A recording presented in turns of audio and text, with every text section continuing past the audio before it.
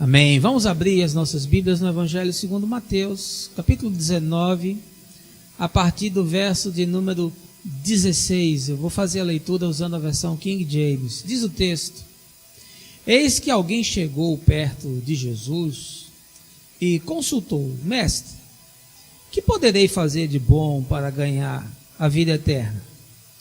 Questionou Jesus: Por que me perguntas a respeito do que é bom?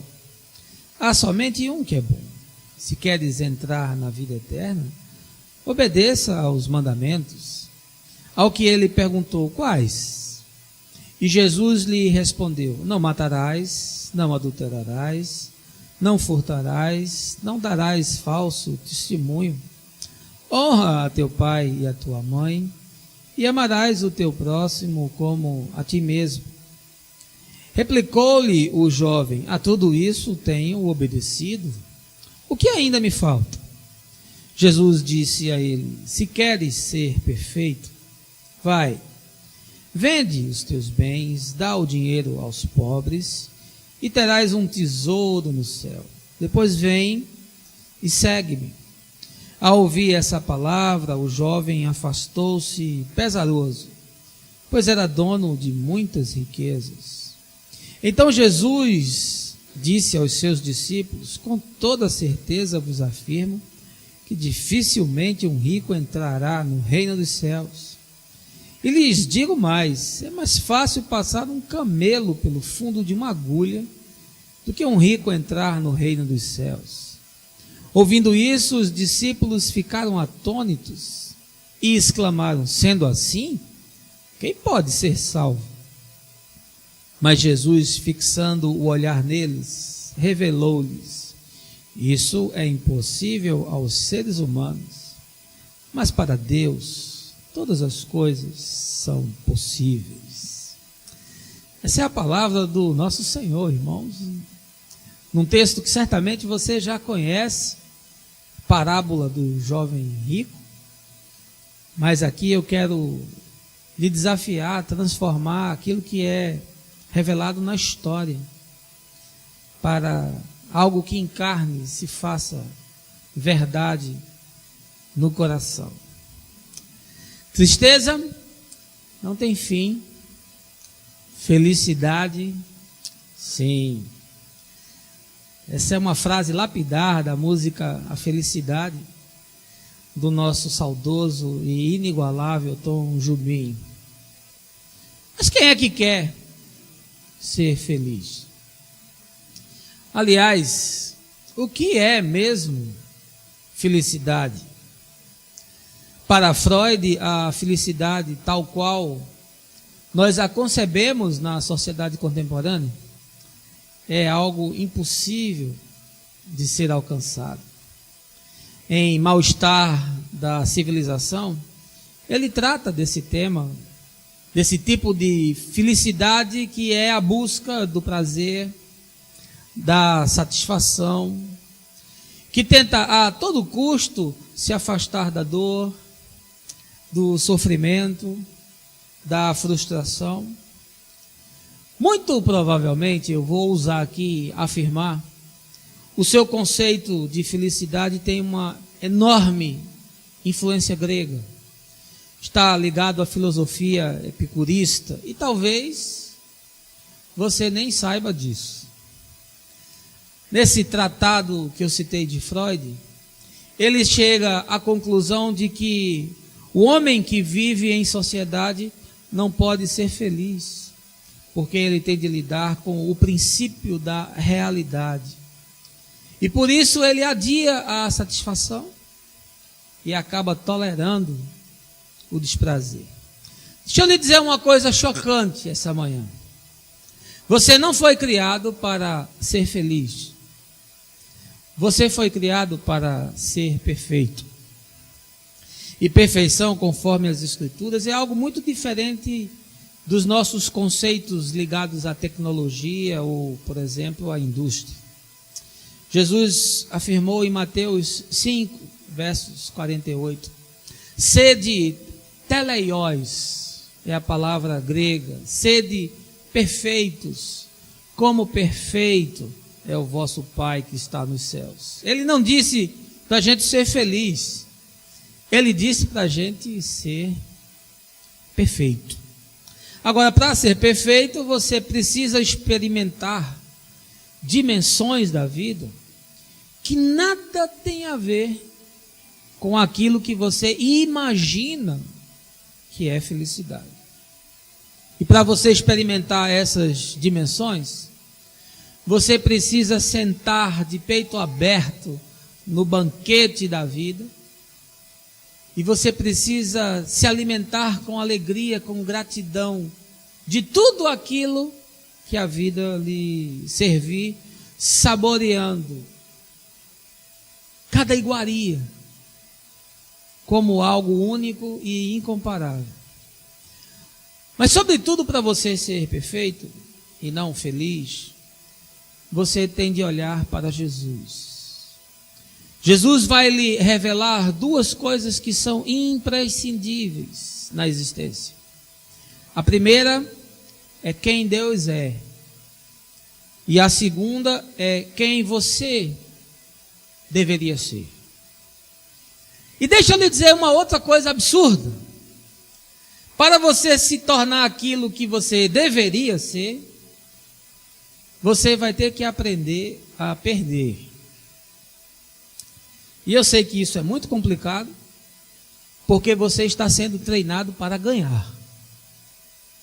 Você está sendo condicionado para chegar no topo. Você está sendo adestrado para ser um campeão. Aliás, tem até uma canção gospel aí que diz assim: campeão, vencedor.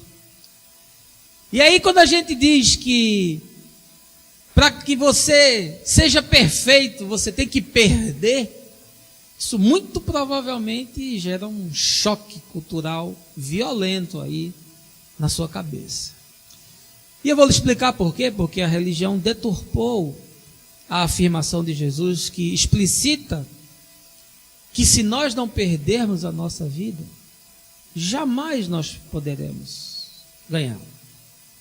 A porta estreita da qual ele fala não vai lhe levar a um caminho de ascetismo, não vai lhe conduzir a uma vida de castrações, de restrições, de proibições. Muito pelo contrário, ela vai lhe levar a experimentar um outro caminho, no qual está proposta uma nova forma de existir. Agora eu quero lhe dar assim uma última notícia espantosa.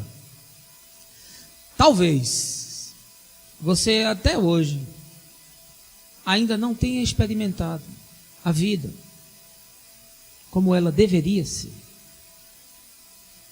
E muito provavelmente eu me arrisco em afirmar que você está atrofiado, você está represado, você está inibido e se tornou infantilizado no seu olhar do mundo e das coisas. Isso é fácil de entender, porque a religião propõe uma mudança nas suas rotinas.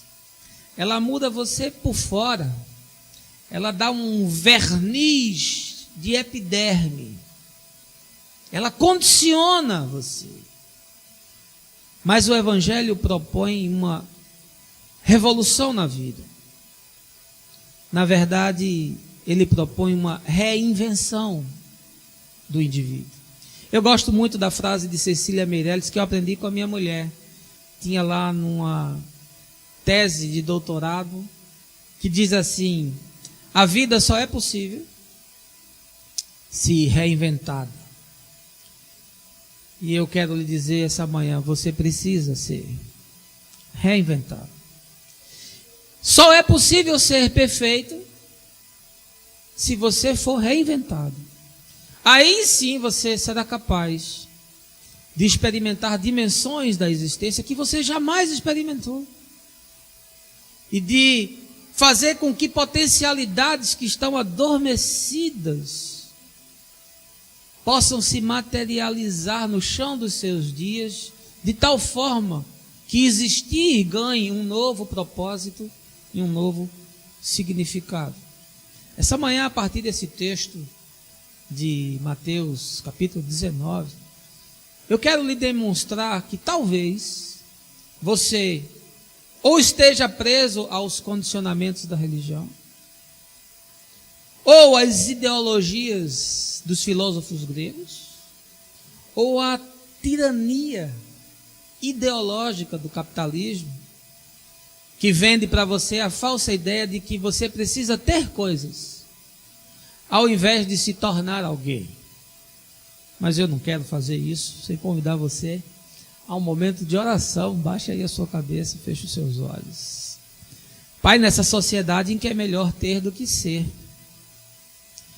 nesses dias em que nós amamos as coisas e usamos as pessoas, no mundo dos descartáveis, na existência banalizada, na sociedade dos supérfluos, e numa igreja totalmente dormente, seguindo códigos e regras, mas tão distante em coração e consciência do teu evangelho.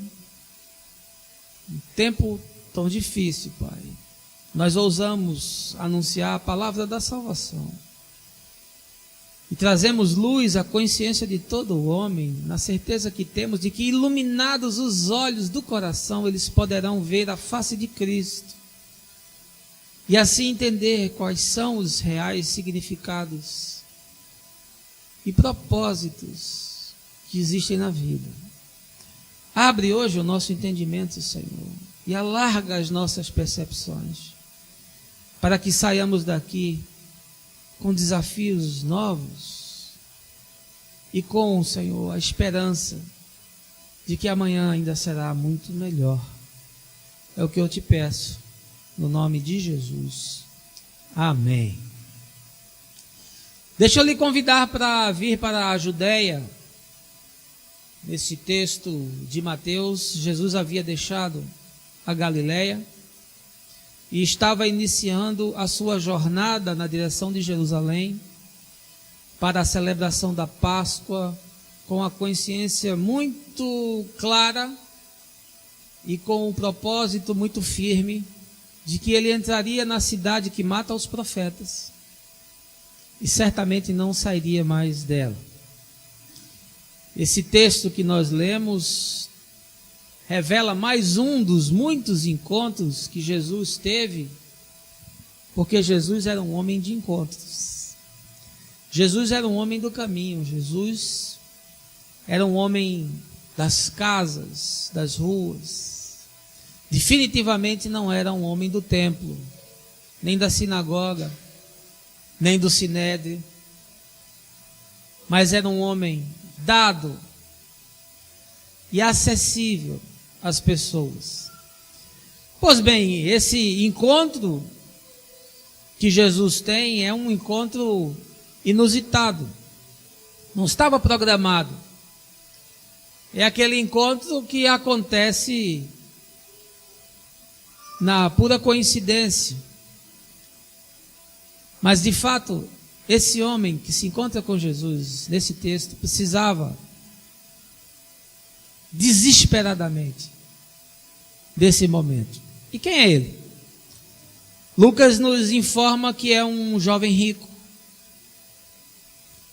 É um homem que está à procura de algo. E como todo jovem, ele está inquieto. E apesar de ser um homem rico, muito provavelmente não está completamente satisfeito. E apesar de ter a possibilidade de fazer coisas que a grande maioria não podia fazer. E apesar de ter a possibilidade de adquirir e ter para si mesmo a grande maioria das coisas que as pessoas não podiam ter. Ele está atrás de algo. Ele tem uma preocupação que está para além da sua existência, do plano finito e falível do homem. Mateus não nos revela isso, porque ele fala apenas que alguém se aproximou de Jesus. Mas Lucas é um cronista atento, fez uma investigação detalhada e nos informa essa perspectiva. Marcos já nos dá uma visão complementar, dizendo que esse homem era um devoto, porque diz que ele se aproximou de Jesus e lançou-se aos seus pés. Muito provavelmente ele fez isso depois de ouvir Jesus falando. E aqui nós não podemos afirmar com precisão, porque cada evangelho coloca o texto anterior diferente. Mas muito provavelmente ele ficou impactado com o discurso de Jesus. Muito provavelmente ele reconheceu em Jesus a figura de um rabi, de um mestre. A tal ponto que ele usou uma expressão que o judeu não usava a não ser para se referir a Deus. Quando disse bom mestre. O judeu não usava essa palavra bom a não ser para se referir a Deus. E no seu diálogo Jesus inclusive refuta isso, porque ele diz: olha, por que você está me chamando de bom?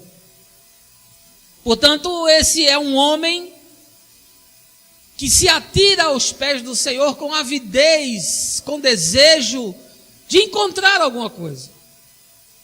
E o texto nos revela que ele é um observador da lei mosaica. Ele é um homem cumpridor de rotinas e de liturgias do sagrado. Mas também o texto nos revela que esse é um jovem que está disposto a tomar decisões. Porque a pergunta que ele faz implica em rever os mapas pelos quais ele se guiava. A pergunta implica em fazer uma revisão dos caminhos sobre os quais a vida estava sendo trilhada. A pergunta implica na possibilidade de se deparar com alternativas outras que até então não estavam sendo experimentadas. E aqui surge a pergunta: o que é que realiza você? Porque esse jovem estava atrás de alguma coisa que o pudesse realizar. Porque certamente ele se percebia ainda incompleto. Porque certamente a religião não havia sido suficiente para lhe pacificar a alma. Porque com absoluta convicção as rotinas e as doutrinas do judaísmo não haviam lhe ressignificado a vida. E ele estava à procura de algo. Ele estava em busca de algo. Porque quem sabe ele queria ser feliz. E aqui eu lhe pergunto: o que é que você precisa para ser feliz? O que é que te faz feliz? O que é felicidade para você? O que é que te motiva? O que é que arranca um sorriso do teu rosto? O que é que te tira da cama? Qual é o teu propósito? Quem sabe você me diga que o seu propósito é comprar uma casa própria. Quem sabe você me diga que aquilo que te faz feliz é quando você olha para a sua conta bancária e vê que lá existe uma grana, que cheque especial não foi usado, que você não tem débito de cartão de crédito, e você diz assim: eu estou no 0,01% da população brasileira. Quem sabe o que te faz feliz é encontrar um grande amor na vida. Quem sabe o que te realiza é o teu emprego, é a tua profissão. Que te dá prazer é aquilo para o qual você se sente habilitado e qualificado para fazer. Quem sabe a tua felicidade está nos teus filhos. Quem sabe até você se projetou um pouco neles. E coisas que você jamais conseguiu, eles conseguiram. E para alguns até essa felicidade pode ser os netos. O que é que te realiza? O que é que te faz pleno? O que é que você persegue? O que nós poderíamos nominar hoje que é algo que, se você conseguisse, você diria: agora sim, eu estou feliz. Eu encontrei a felicidade. Essa conversa de Jesus, ela é muito reveladora, muito esclarecedora. Porque há muitas camadas que estão encobertas ao entendimento da grande maioria das pessoas. E aqui a palavra do Senhor fica ecoando na minha mente. Quem perder a sua vida, achará. Qual é o significado disso? Quais são as implicações disso? De uma forma muito objetiva, eu quero lhe dizer que isso é uma indicação de que você precisa ser reinventado. E que pela via da religião, da culpa, do medo, das regras, dos condicionamentos, das purgações, você não chega a lugar algum. Jesus não foi um homem que fugiu da vida. Jesus não foi um homem que se desviou das situações difíceis. Jesus não foi alguém dado a devaneios. Jesus jamais buscou ser feliz conforme o nosso entendimento de felicidade. Nem se deixou influenciar pelas doutrinas e pelas filosofias dos gregos, mas Jesus buscou ser perfeito. O escritor de Hebreus diz que ele foi aperfeiçoado pelas coisas que ele sofreu. O verbo aperfeiçoado vem da mesma raiz da palavra teleios, que nós lemos há pouco. Quando ele diz: se você quer ser perfeito. Deixa eu lhe afirmar uma coisa dramática. A grande maioria das pessoas percorre todo o seu espaço de vida sem nunca se desenvolver espiritualmente. Elas vão para as academias, elas fazem malhação, elas andam de bicicleta, elas vão para a Jaqueira fazer Cooper, elas vão para a Avenida Boa Viagem, elas se preocupam com a alimentação, elas se preocupam com a saúde, e tudo isso está perfeito e tem que ser feito.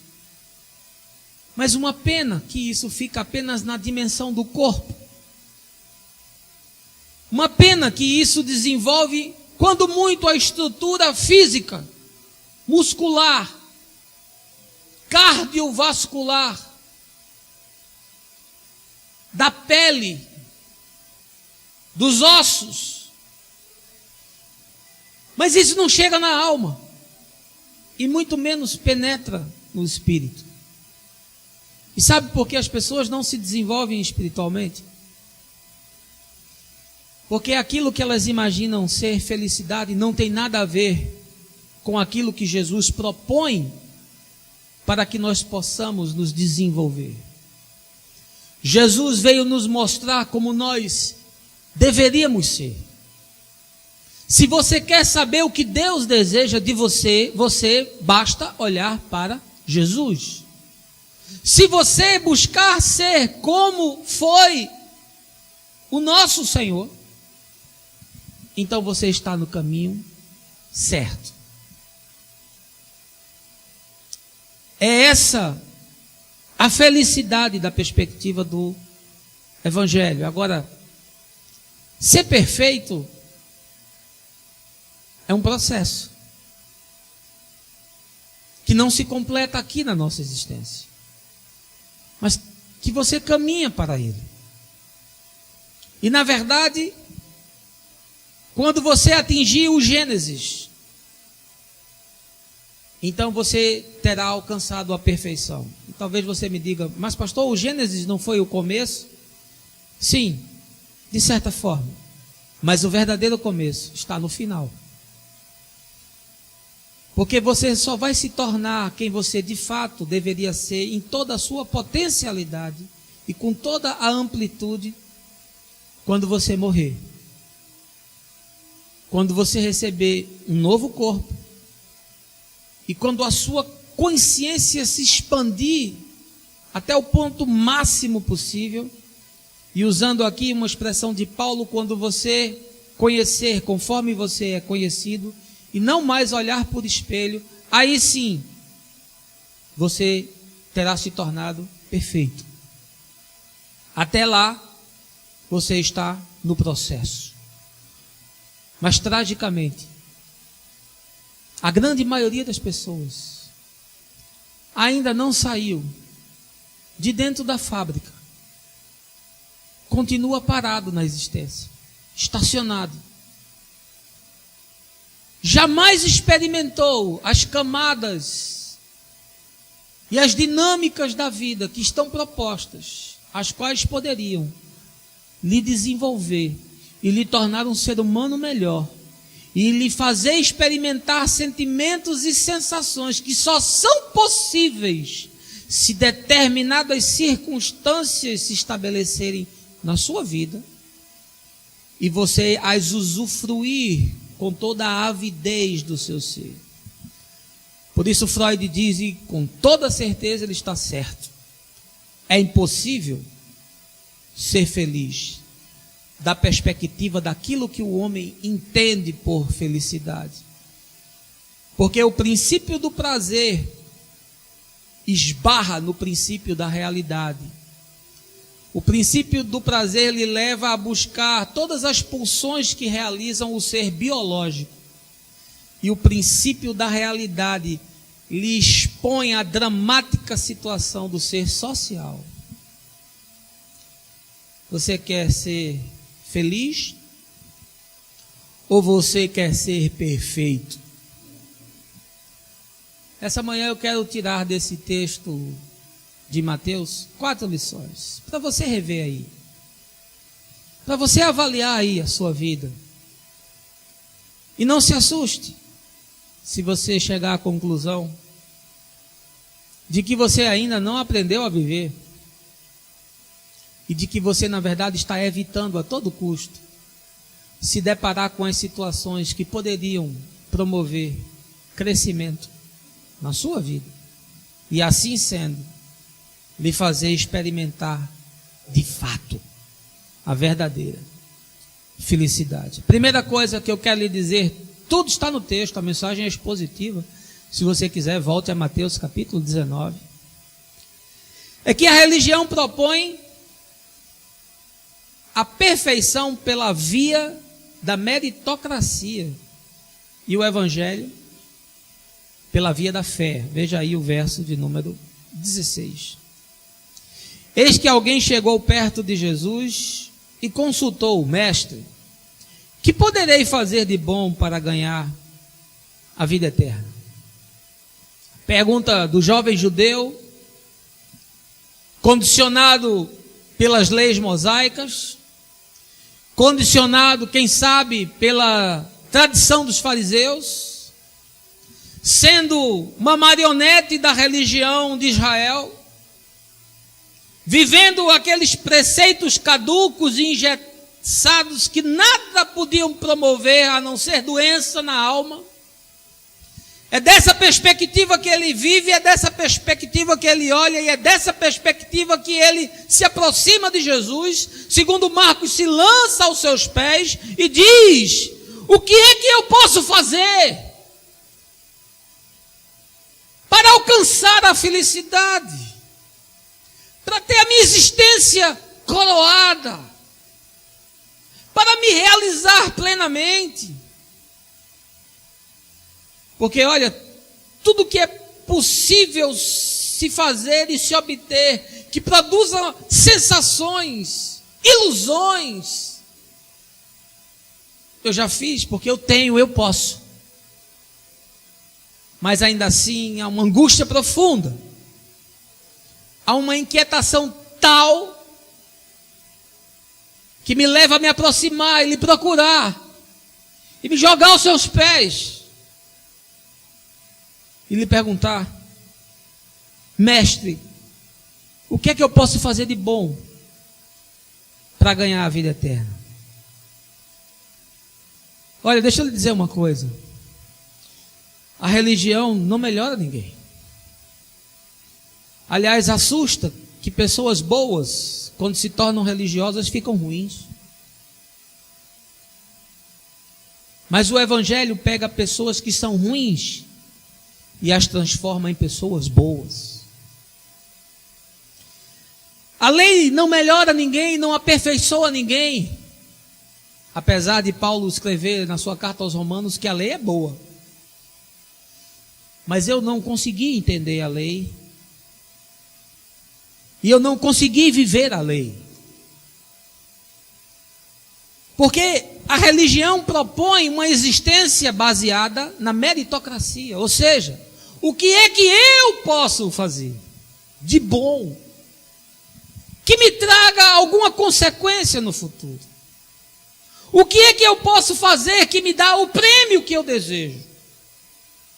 O que é que eu posso fazer para facilitar os meus dias debaixo do sol?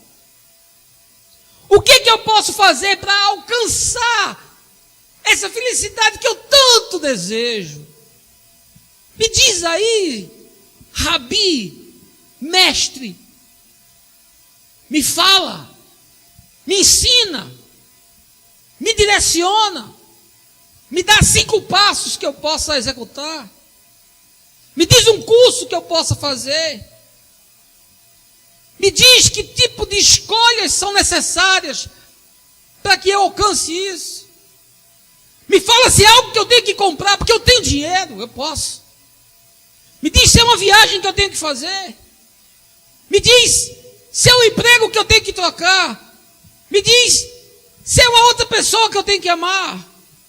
Me revela. Porque eu quero chegar, eu preciso obter. E olha, a grande maioria das pessoas imagina que abraçando uma religião poderá encontrar essa perfeição. Ah, que tristeza. Porque a religião trabalha num sistema de repressão. A religião trabalha tendo como força motora a castração, a punição. É um sistema de recompensas, de barganhas, de trocas. Eu faço e você me devolve. Eu dou e você me dá. Eu realizo e você me abençoa. É baseado no mérito. Eu me torno bom e você vai ser bom comigo. Essa era a ideia desse jovem. Porque é nesse contexto que ele vive.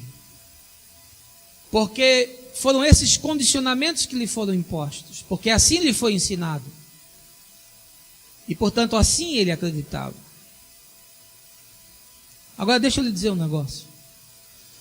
Não são as coisas que você faz que fazem diferença na vida. Mas como você as faz. E sobretudo, por que você as faz.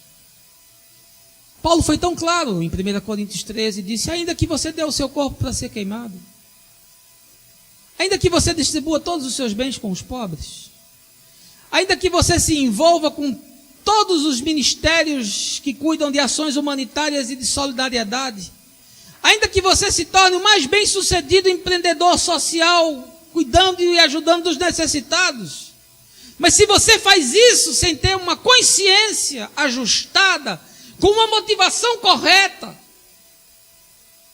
não serve para coisa nenhuma. Porque a religião propõe a perfeição através do mérito. Mas o Evangelho nos propõe a perfeição pela fé. O jovem dizia: olha, quem sabe tem alguma habilidade em mim que eu ainda não dispus para a vida.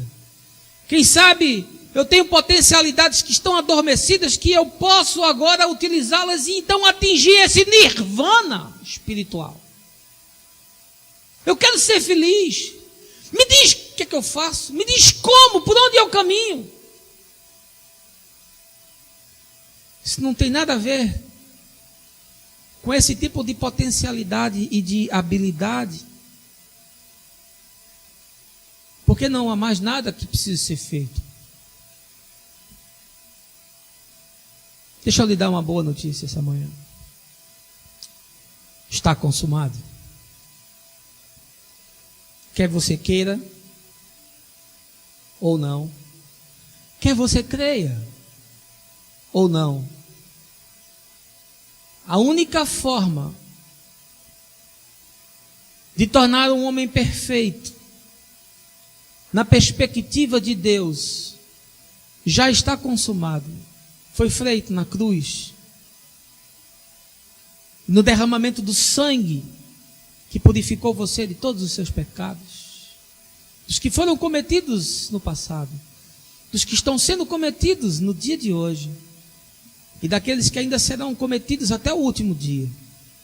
Não há mais nada o que ser feito, porque tudo já foi pago. Porque o caminho que se nos abriu, numa perspectiva completamente nova, num chamado totalmente novo e numa proposta totalmente remodelada, que não passa pelos preceitos da religião, mas que abraça a pacificação curadora da fé, já foi feito. E é essa realidade o que pacifica a gente. É entender isso que aquieta o coração e que não produz essa neurose compulsiva da religião que nos empurra a querer fazer coisas em busca do mérito, em busca do galardão. O meu galardão é Cristo. O meu prêmio é receber o abraço do meu Senhor no último dia e ouvir dele: servo bom e fiel, fostes fiel no pouco, sobre o muito te colocarei, entra no gozo do teu Senhor.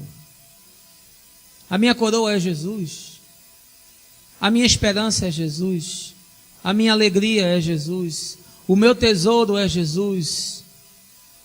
Não tenho nenhuma outra expectativa para a eternidade que não seja Jesus, e tenho o coração tranquilo em saber que tudo aquilo que me está aguardando, se é um novo projeto de sociedade,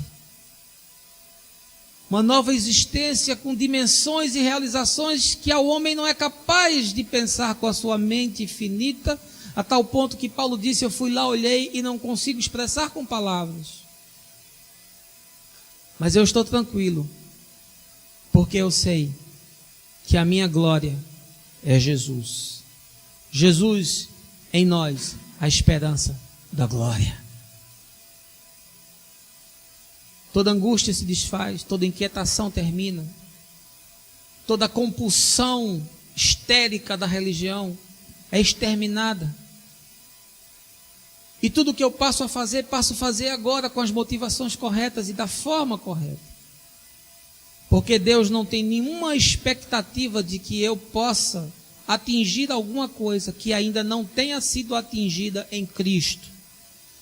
Em Jesus, tudo o que havia para ser feito foi feito, não ficou nada por fazer, não tem nada que você possa complementar na salvação. Porque tudo já foi realizado em Jesus.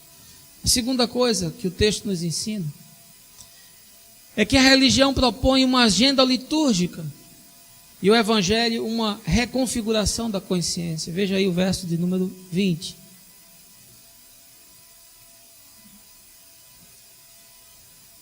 Replicou-lhe o jovem: a tudo isso tenho obedecido, o que ainda me falta? Esse jovem não era um jovem qualquer. Ele não era um jovem frívolo. Ele não era um jovem fútil. Ele não era um playboy da Judéia, andando num camelo 2.0, a diesel, literalmente 4x4. Isso não era um jovem cheirador de cocaína. Isso não era um sujeito ávido por emoções. Isso não era um baladeiro compulsivo. Isso não era um ficante contumaz. Porque no momento em que ele perguntou a Jesus sobre o que precisava ser feito para ele ser feliz, para completar esse algo e esse buraco que tinha dentro dele, Jesus olhou para ele e disse: você não conhece os mandamentos? E aí citou alguns dos mandamentos. Provavelmente citou aqueles que ele não quebrava. Que Jesus às vezes gosta de dar corda na gente, sabe? E aí a resposta dele no verso 20 foi: é isso aí que tem que ser feito? Isso aí eu tenho de letra. Estou dentro, está feito. Porque eu já faço isso desde a minha juventude, desde a minha mocidade, ou seja, desde que eu era criança. O que ainda me falta? Sabe, a religião propõe para você uma agenda de coisas para serem feitas. É um conjunto de mandamentos que passam a se constituir a pauta da vida. E aí o sujeito imagina que se ele cumprir aquela agenda, que ele se submetendo àquela rotina, e que ele se conformando àquelas doutrinas, então ele passa a ser um sujeito serializado.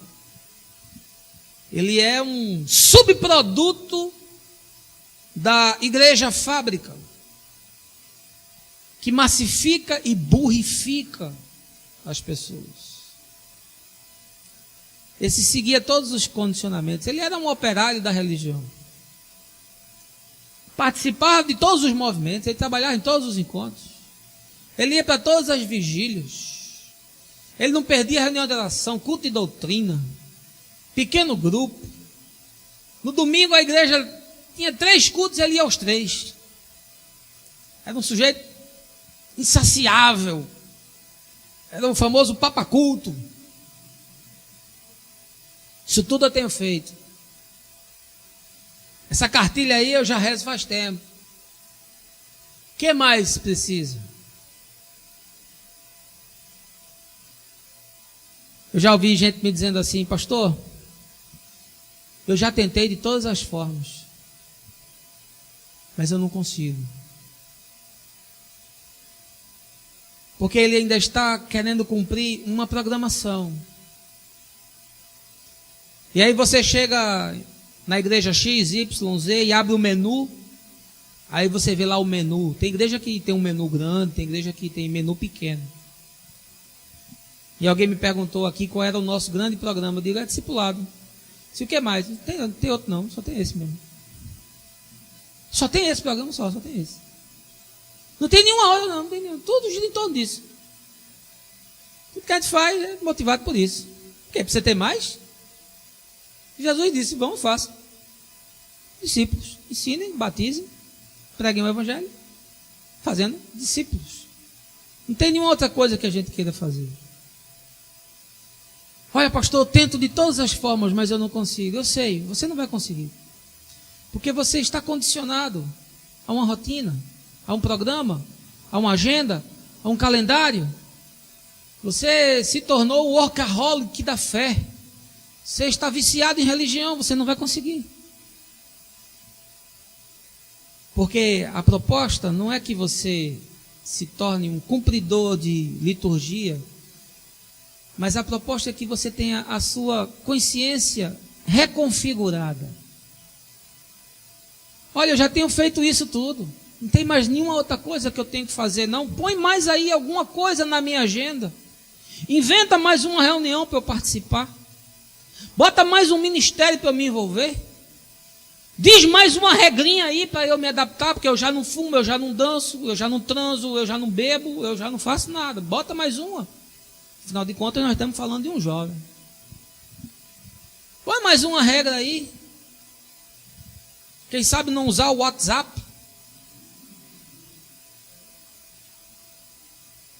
Mas a proposta de Jesus era outra. estava ligado à consciência. É vinho novo em odres novos. Ou seja, são conteúdos novos, não são os velhos conteúdos, são novos conteúdos que reconfiguram a mente. Porque se você não repaginar a sua consciência, você vai continuar fazendo regras, executando e se submetendo às agendas da religião. Lendo o código sem entender absolutamente nada. Esse garoto, ele vivia de si para si mesmo. E ele imaginava que seguindo essa pauta, ele iria conseguir se tornar perfeito. Paulo diz: transformai-vos pela renovação da vossa mente, para que experimenteis a boa, perfeita e agradável vontade de Deus. Ou seja, Paulo está dizendo: enquanto você não mudar a sua mente, você não experimenta. É uma subvida, é uma subexistência. São subsensações, são subsentimentos. Mas você não chegou ainda na plenitude.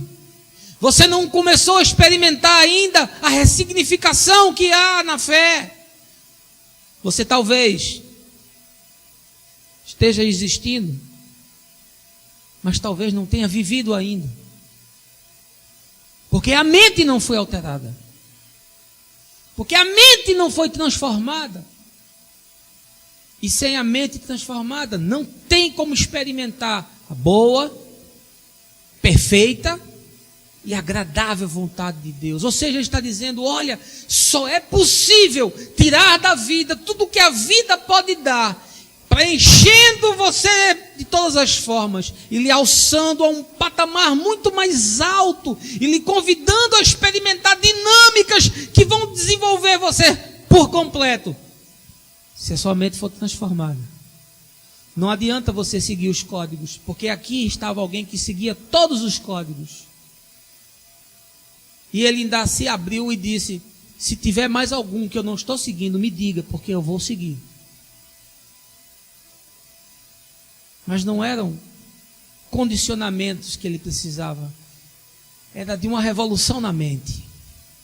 Olha, me dá muita pena ver o que acontece hoje, sobretudo entre os evangélicos no Brasil. Eles tiveram um problema gravíssimo de desconfiguração da mente.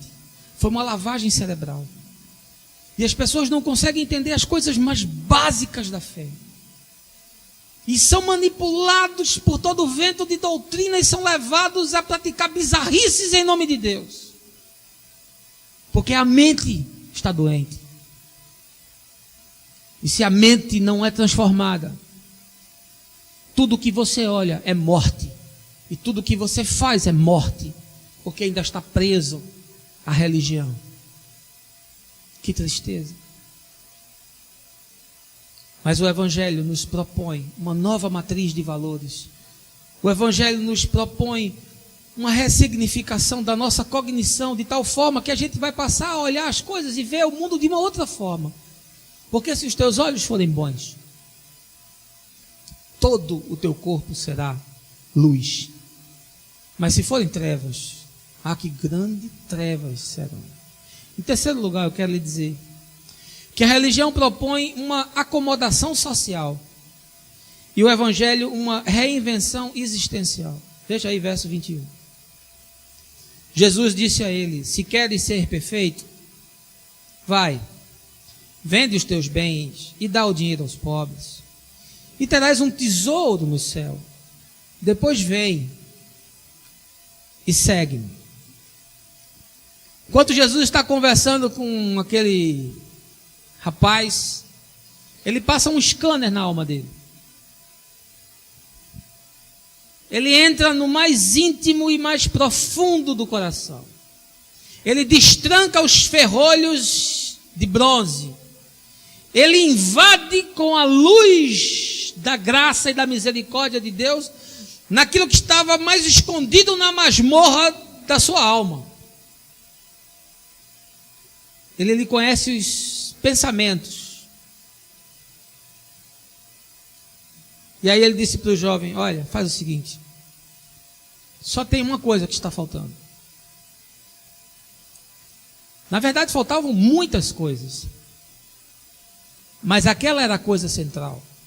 Aquela era a coisa essencial. Dali se iniciaria o ponto de partida, o marco zero, para que ele pudesse ser perfeito. Veja que Jesus está usando novamente o mesmo verbo para falar de perfeição. Jesus não diz: olha, se você quer ser feliz, eu vou te dizer agora os 15 passos para a felicidade. Não. Jesus disse: se você quiser ser perfeito, eu vou lhe dizer como você faz. Pegue os seus bens, venda tudo, distribua com os pobres, e depois venha e me siga. Ele sabia que aquele era o impedimento. Ele sabia que aquela era a pedra que estava posta no lugar da pedra angular. Ele sabia que toda a confiança daquele homem estava no dinheiro. Ele sabia da sua avareza. Ele sabia da sua idolatria, do seu culto a Mamon, uma potestade espiritual. Ele sabia que ele estava preso àquilo. E por conta de estar preso àquilo, não conseguia experimentar as dimensões da vida que lhe estavam propostas. Eu tenho um amigo que diz assim: ó, dinheiro não é tudo não, mas é 100%. O dinheiro não traz paz, né? Mas diz que ajuda a depressão, né? Porque a pessoa com dinheiro pode fazer muita coisa. A não ser quando o médico chega e diz assim: você está com câncer, com metástase óssea. Aí não adianta ter dinheiro. Não é verdade? Então o dinheiro não faz tudo.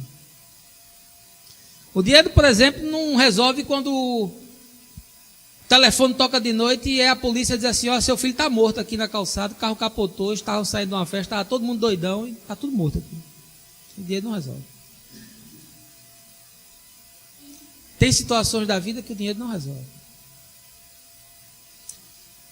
Para todas as outras existe crédito card, né? Você pode gastar, se endividar e pode imaginar que talvez aquele algo que lhe faria feliz, aquela conquista, aquela dimensão que você ainda não experimentou, se você tivesse grana você experimentaria. Porque nós vivemos na sociedade dos supérfluos. Nós vivemos na sociedade da futilidade. Nós vivemos na sociedade das coisas. Nós nos coisificamos junto. E aí Jesus olha para aquele garoto e diz: tem um negócio que seria extraordinário para você. Agora você tem que sair dessa zona de conforto. Você tem que sair dessa pseudo-segurança que o dinheiro te dá. Você tem que abandonar essas sensações que a tua grana te permite. Dessas coisas que você compra, que você adquire, que você faz, porque você acha que felicidade está associada a isso. Larga isso. Porque eu vou te propor uma coisa nova. E com essa proposta você vai experimentar dimensões que você ainda não tinha experimentado. Olha, eu quero lhe dizer um negócio: a proposta de Jesus não é restaurar você, é reinventar você. É por isso que tem que ser um novo nascimento. Por isso Nicodemos não podia entender, porque ele estava vendo aquilo com os condicionamentos e as lentes da religião. Ele não conseguia imaginar, ele pensava que era para ser uma reforma. Vai reformando, vai melhorando, você vai cumprindo os mandamentos, você vai fazendo os condicionamentos, você vai entrando nas agendas e nas rotinas e nos serviços sagrados, e aí você vai melhorando. Mas não é isso. Não é para você ser restaurado, é para você ser reinventado. É outra coisa. Por isso tem que nascer de novo. Tem que ser uma nova criação, gerado pelo Espírito Santo. Porque se não for assim, você não vai ser perfeito. Essa riqueza era o que o impedia de experimentar os novos matizes da vida. E aqui surge a pergunta: qual é na tua vida o impedimento? Porque o que Jesus sabia é que ele, dando tudo aos pobres, ele primeiro iria se libertar dessa escravidão do dinheiro. Iria ter como única possibilidade de atingir a perfeição a fé no Senhor. Depois ele sabia que havia coisas que estavam escondidas nesse ato de dar, que promoveriam um bem muito grande à alma daquele homem. Ele sabia que ele iria experimentar uma alegria que ele nunca tinha experimentado. Ele iria se alegrar com o outro. Ele iria amar a Deus na vida do outro. Vai, dá tudo que tu tem aos pobres. Constrói casa para essa gente. Vai nos hospitais, ajuda aqueles que estão morrendo. Coloca a gente na tua agenda. Visita o canceroso no hospital. Vai ver o preso. Pega toda essa grana que você entesourou para coisa nenhuma e põe isso a serviço de alguma coisa que produza dimensões na tua vida que você jamais imaginou que poderiam ser possíveis. E quando você fizer isso, você vai experimentar um prazer e uma alegria tal que você até hoje, com toda a grana que você tem, fazendo todas as coisas que você já fez, você ainda não experimentou.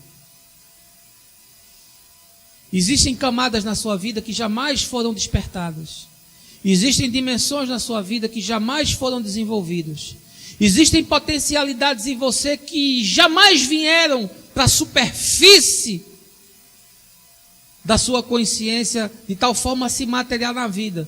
Porque você está evitando aquilo que é servido no banquete da vida. Porque a sua felicidade é grega.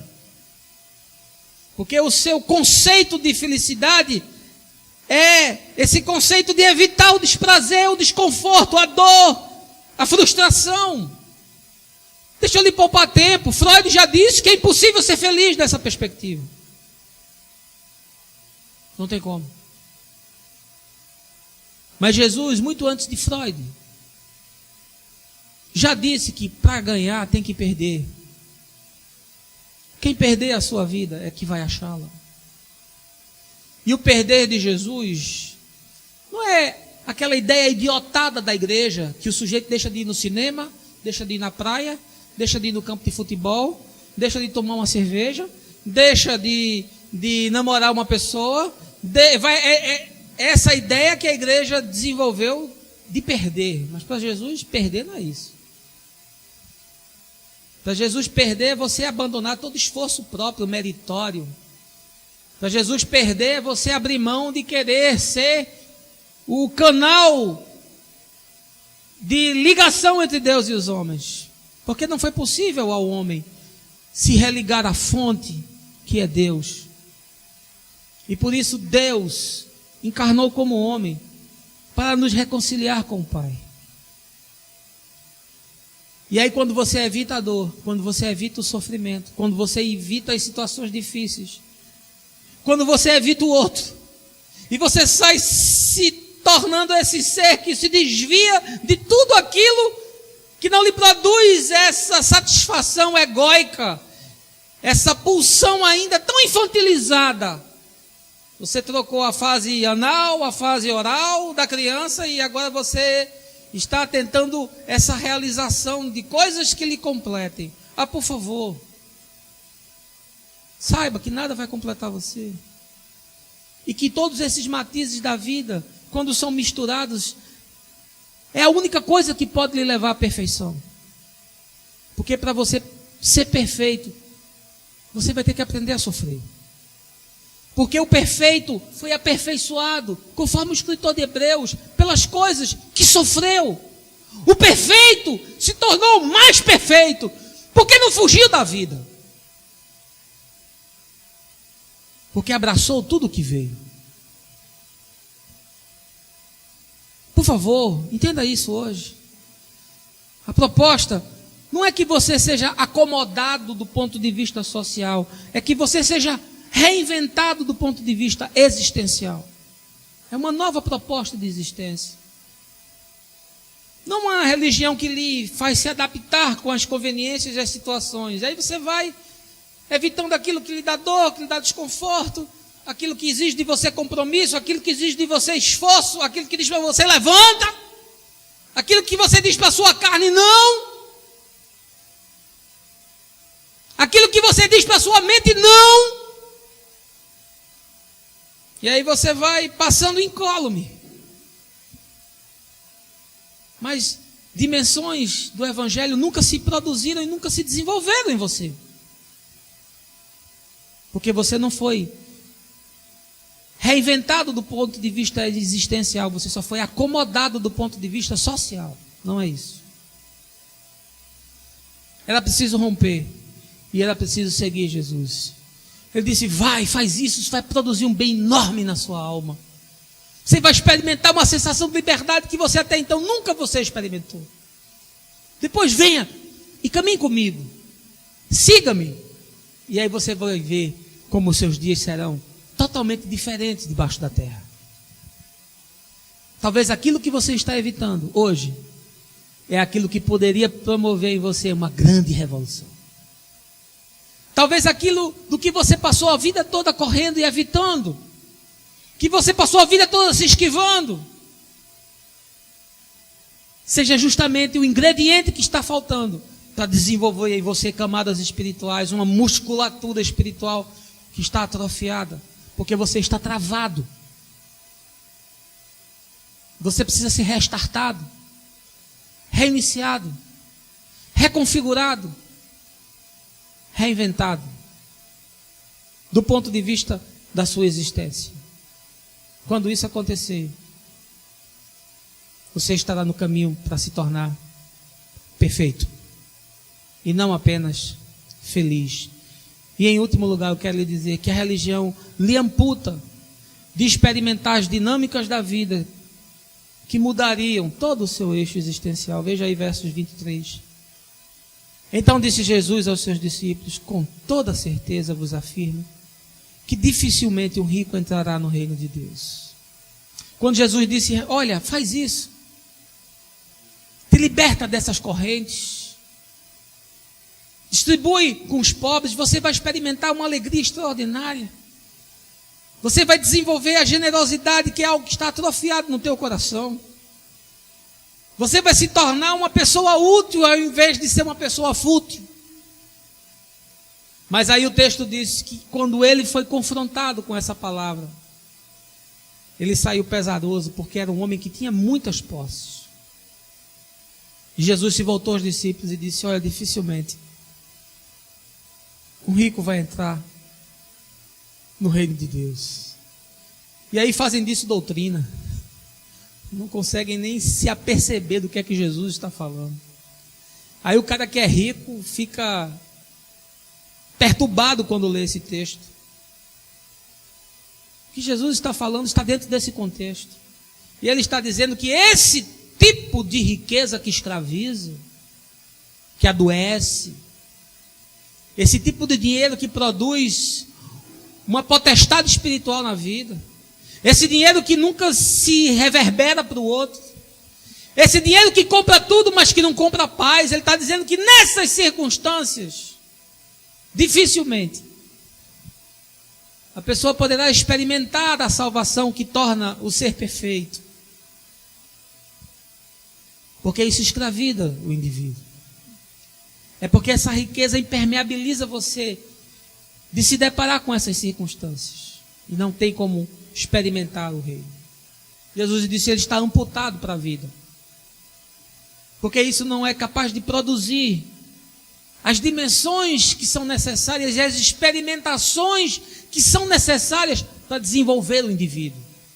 Ele vai ficar sempre vivendo uma existência infantilizada. Ele vai sempre viver numa perspectiva subdimensionada. Ele vai estar sempre amputado para a vida. E eu queria que ele experimentasse outra coisa. Tem uma frase de Vinícius que eu gosto muito. Ele diz assim: para fazer um samba com beleza é preciso um bocado de tristeza, porque senão não se faz um samba não. A sabedoria da poesia popular, da canção da bossa nova, nos revela, sim,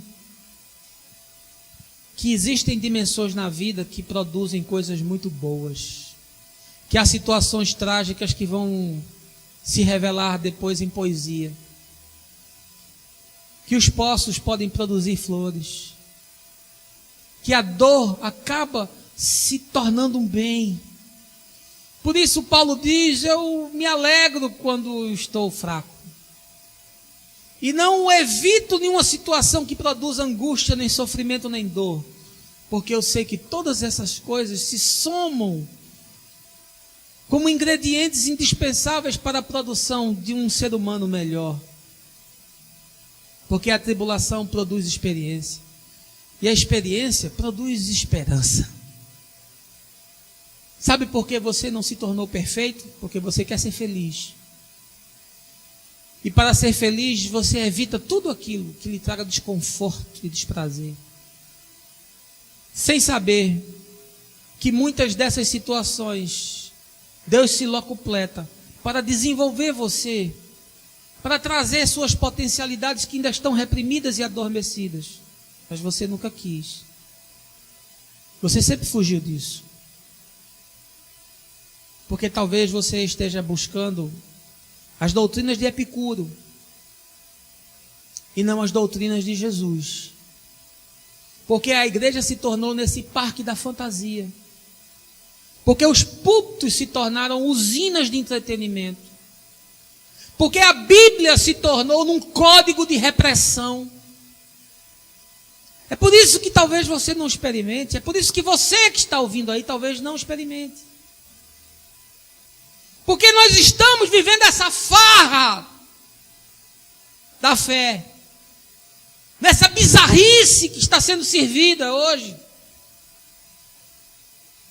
nessa religião meritória, nesse Deus toma lá da cá, nesse evangelho em que você compra a bênção, em que você compra o sangue, e você transforma a cruz num colchão de água, de tal forma que você quer mudar o mundo do sofá de casa com controle remoto. Que você quer sacrificar a sua conveniência no altar do seu ego para satisfazer apenas os seus desejos. Mas isso não tem nada a ver nem com Jesus, nem com o Evangelho. Eu quero concluir lhe lembrando de Mateus capítulo 5. Gandhi disse que se a Bíblia inteira fosse queimada, se todos os manuscritos tivessem sido perdidos, se não nos tivesse sobrado absolutamente nada, mas o Sermão da Montanha tivesse sido preservado, ainda assim nós teríamos entendido toda a mensagem que está contida nos 66 livros das Escrituras. Se apenas o Sermão da Montanha tivesse sobrado, todo o ensinamento de Jesus estaria preservado. E em Mateus capítulo 5, ele começa falando das bem-aventuranças. E ele diz: olha, bem-aventurados os mansos, os humildes, os pobres de espírito, aqueles que têm fome e sede de justiça. Ele começa a falar de dimensões que são desenvolvidas em nós a partir desses matizes, das dificuldades e das lutas, do sofrimento e da desesperança. Ele começa falando dessa perspectiva. E ao final do capítulo 5, ele começa a citar: ouvistes o que foi dito. E aí ele traz a lei. E em seguida ele diz: eu porém vos digo. E aí ele começa a ressignificar a lei. E cada coisa que ele afirma, ele vai agora reeditando de uma nova maneira. E cada vez que ele reedita um desses preceitos postos pela lei, ele diz: eu porém vos digo. E o curioso é você ver que todo o chamamento de Jesus é para que a gente experimente aquelas dimensões na vida que não podem ser experimentadas a não ser que a gente perca, que a gente abandone, que a gente se negue, que a gente sofra, que doa, mas que tudo isso ao final vai produzir um bem enorme. Ele diz: olha, a lei dizia assim, era olho por olho, dente por dente. Era para você se vingar. Era para você correr atrás de produzir o mesmo mal com o qual você foi alcançado e atingido. Mas eu quero lhe dizer, não revide, não faça isso.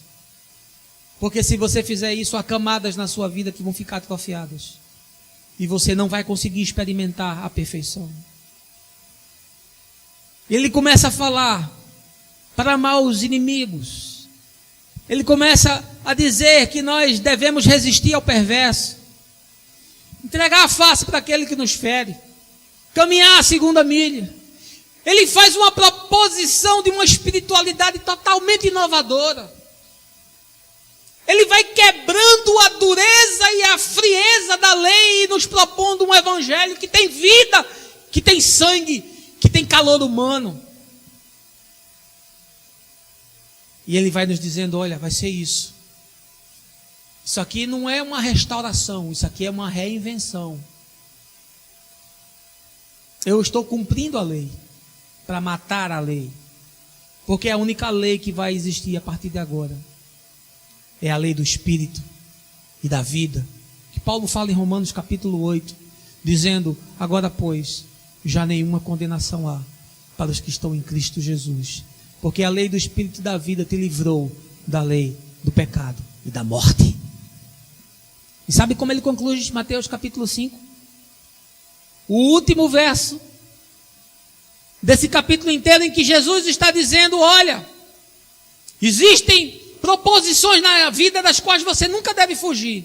E aquilo que você imagina que produz dor, que produz sofrimento, é justamente isso que vai tornar você um ser humano muito melhor. É justamente isso que vai entrar como ingrediente para produzir uma massa muito melhor. E ele conclui, capítulo 5, dizendo: assim, sede vós perfeitos, como perfeito é o vosso Pai que está nos céus.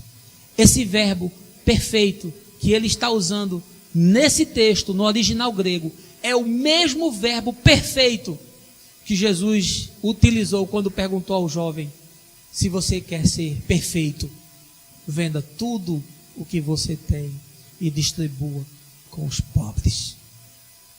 O que é que você precisa fazer? Quais são as camadas da sua vida que precisam ser desenvolvidas? Quais são as experimentações que você tem se esquivado toda a sua existência?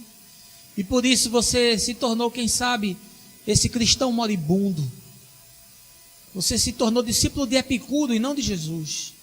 Você abraçou as doutrinas do judaísmo, não do evangelho. O que precisa agora ser feito? Porque essa manhã Jesus está dizendo, da mesma forma como disse para esse jovem rico: olha, faz isso.